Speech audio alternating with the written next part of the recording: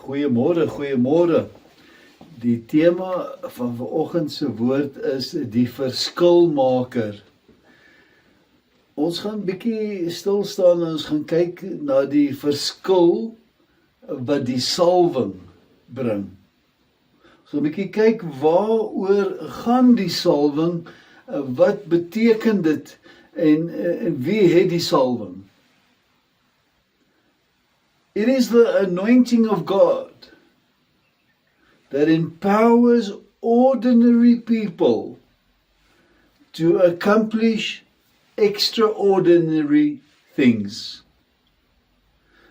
Dit is die salwing van God wat gewone mense bemagtig om buitengewone dinge te kan doen.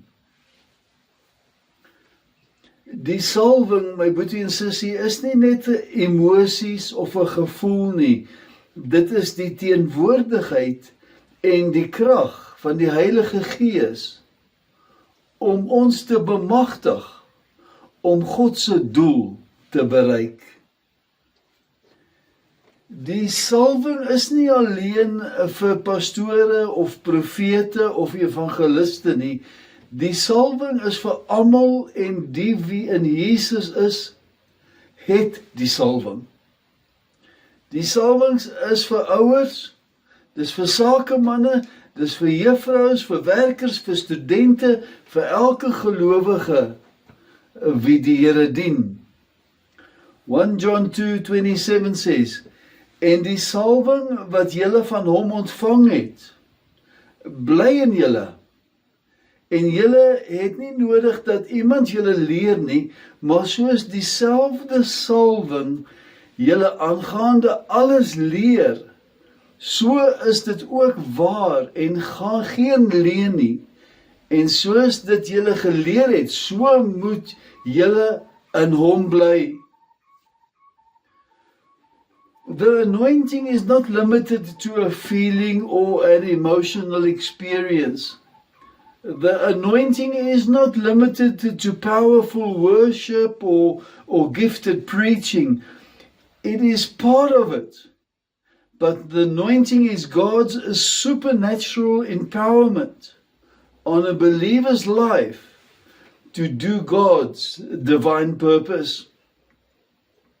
Dit is die Heilige Gees wat deur gewone mense werk om God se doel te bereik.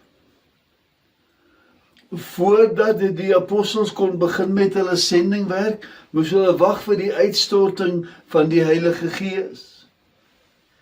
Die apostels het met Jesus saamgeleef.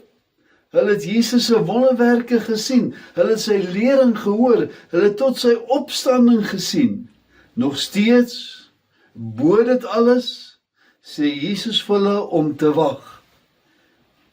Jy sien, God se werk het God se krag nodig. God se werk het die salwing nodig.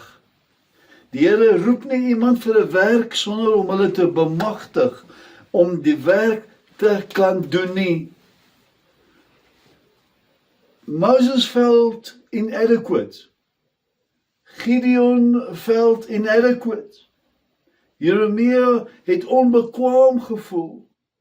Die disippels het onbekwaam gevoel. Hulle het weer lus gevoel om te gaan visvang.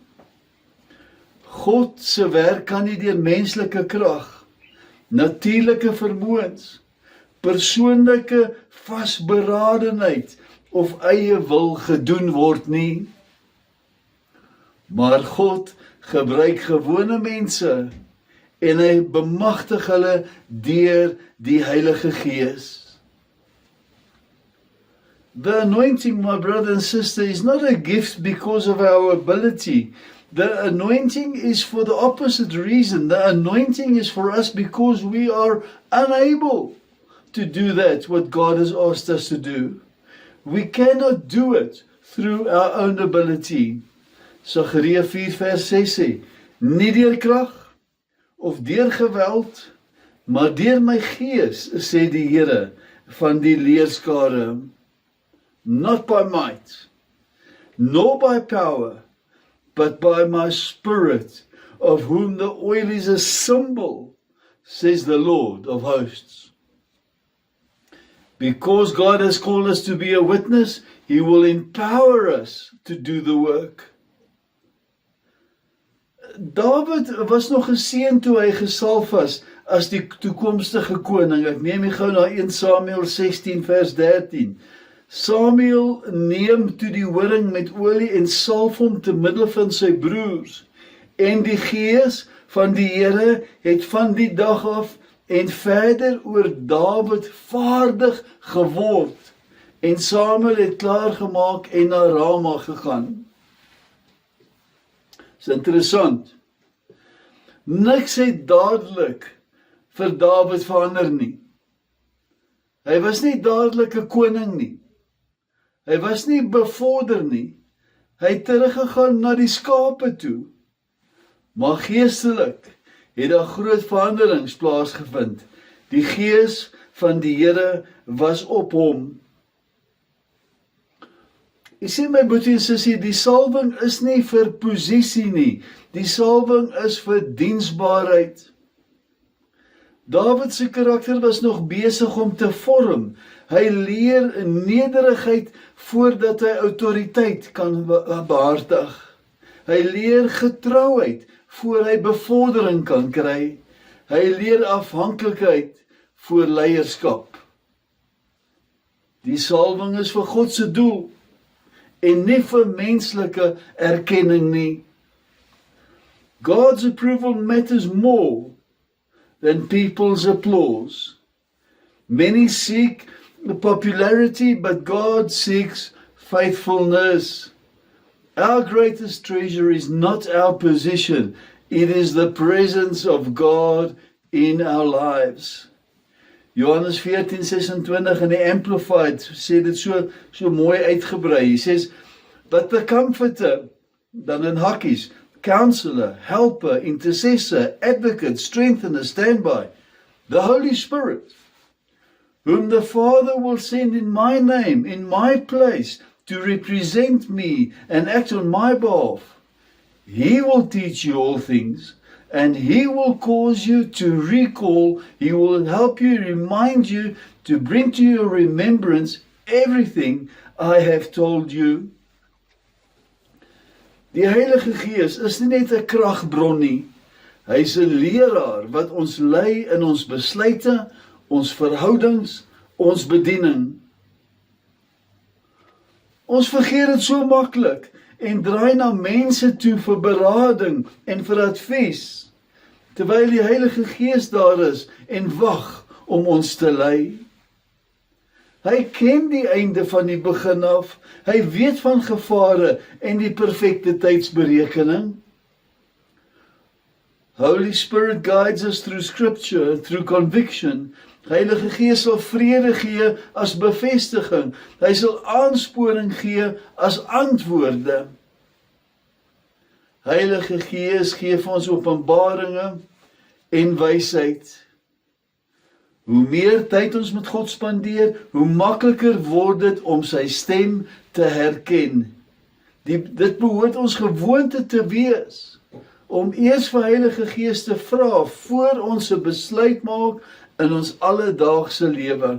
Hoor wat sê Spreuke 3 vers 5. Hy sê, vertrou op die Here met jou hele hart en steun nie op jou eie insig nie. Ken hom in al jou weë, dan sal hy jou paaie gelyk maak. My brother and sister, the anointing is not only a tool for ministry, the anointing flows from intimacy. The anointing flows from knowing God. Many people want God's power to work through them without pursuing God's presence, standing in relationship with Father. First things must be first. First must be knowing God. First must be intimacy with God. You see, it is His presence before power for ministry. It is relationship with Him before responsibility. It is intimacy with Him before influence. John 15 vers 5 sê, ek is die wynstok, julle is die lote. Wie in my bly en ek in hom, hy dra veel vrug, want sonder my kan julle niks doen nie. Bediening word deur intimiteit onderhou. Wanneer intimiteit verswak, verswak ons effektiwiteit. Ons moet tyd met God spandeer voordat ons vir hom kan werk. Almal het dit nodig, 'n dieper verhouding voor meer aktiwiteit. The anointing in our lives will set us free. God never intended us to be bound by fear. Baie Christene is onwetend gebonde deur vrees. Vrees vir mense en wat hulle sou dink van hulle. Vrees veroorsaak dat hulle nie sal getuig van Jesus nie. Vrees veroorsaak dat hulle nie sal opstaan vir Jesus nie. Maar die salwing breek hierdie vrees. Die salwing breek verslawing. Die salwing breek die bande van die verlede wat ons terughou. Where God's presence is, there is freedom. The anointing destroys that what enslaves God's people. 2 Korintiërs 3:17.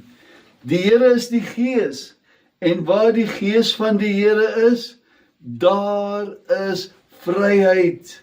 Daar is vryheid. Now the Lord is the Spirit, and where the Spirit of the Lord is, there is liberty. There's liberty, emancipation from bondage. There is freedom. When we are free, my brother and sister, when fear has lost its grip on our lives, we can boldly pray for the hurting. When fear has lost its grip, we are free to encourage those who are discouraged. When fear has lost its grip on our lives, we are free to bring hope to the hopeless. The anointing sets us free for the gifts of the Spirit to flow through us. You see, fearful people and what they may think holds us captive. The anointing, the presence of God gives us boldness in our lives. It sets us free. Fear has lost its grip. Die grootste teestander vir die salwing in ons lewens is kompromie. Ons harte moet rein en onverdeeld voor God wees. 'n Lewe van oorgawe, 'n verlange om God te behaag, om sy doel te bereik. Sonde wat ons toelaat in ons lewens, verdof ons geestelike sensitiwiteit. Psalm 139 vers 23, 'n voorbeeld wat Dawid vir ons gee. Hy sê, deurgrond my o God, ken my hart, toets my, ken my gedagtes, and see if there is any wicked or hurtful way in me, and lead me in the way everlasting. Hierdie is ietsie wat elkeen van ons gereeld behoort te bid.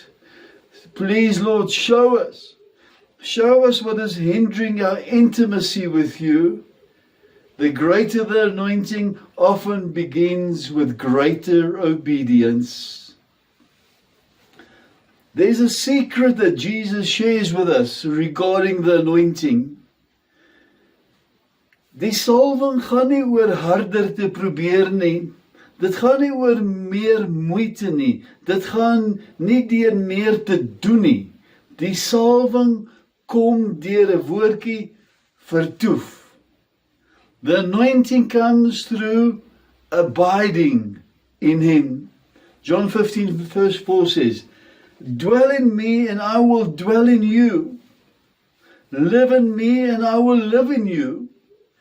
And just as no branch can bear fruit by itself without abiding, in the vine, neither can you bear fruit unless you abide in me. Verse 5, I am the vine, you are the branches. Whoever lives in me and I in him bears much abundant fruit. However, apart from me, you can do nothing. Dit is nie moeilik vir 'n boom se tak om vrug te produseer nie. Al wat die tak moet doen, is om verbind te bly aan die boom en die wortelstelsel. Ons is nie geroep om resultate te vervaardig nie. Ons is geroep om verbind aan Jesus te bly. Die salwing kom nie van ons af nie. Die salwing vloei van Jesus af deur ons. Hoe meer ons vertoef, hoe meer hoor ons sy stem. Hoe meer ons vertoef, hoe meer herken ons sy leiding, hoe meer weerspieël ons sy karakter. Jy sien my boetie en sussie, die salwing is nie net vir die sekere geleenthede nie. Die salwing is vir ons elke dag, dag vir dag se lewe. God desires continual fellowship with us. Kolossense 2 vers 6 sê, soos julle dan Christus Jesus die Here aangeneem het, wandel so in hom.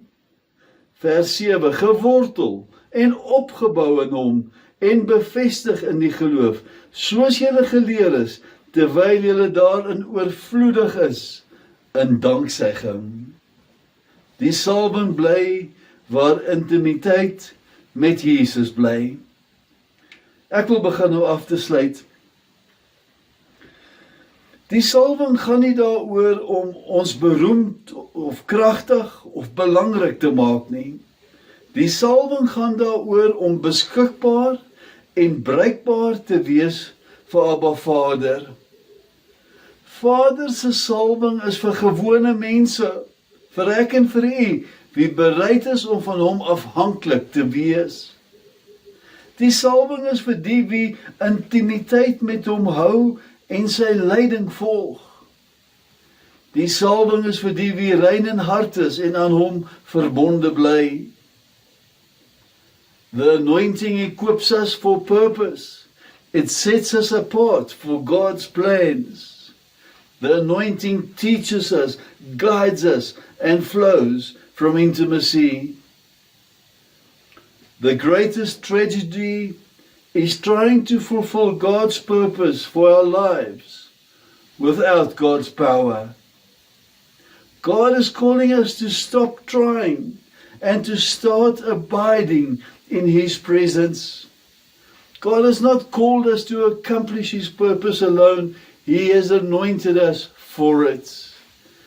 Bill Johnson said it so. Hy sê, God does not anoint planes. He anoints people who are yielded to Him. The anointing is released through obedience. Let us step out, my brother and sister. Let us trust God. Let us depend on the Holy Spirit to guide us and see what God can do through a life that is yielded to Him, abiding in His presence. Amen en amen. Kom ons bid saam. Here, ons het die salwing so nodig in ons lewens. Dankie Here dat die Heilige Gees teenwoordigheid bring die salwing in ons lewens. Dankie Here dat ons nie uit eie krag, eie insigte, enigiets behoort aan te pak nie, behalwe deur die krag van die salwing van die Heilige Gees.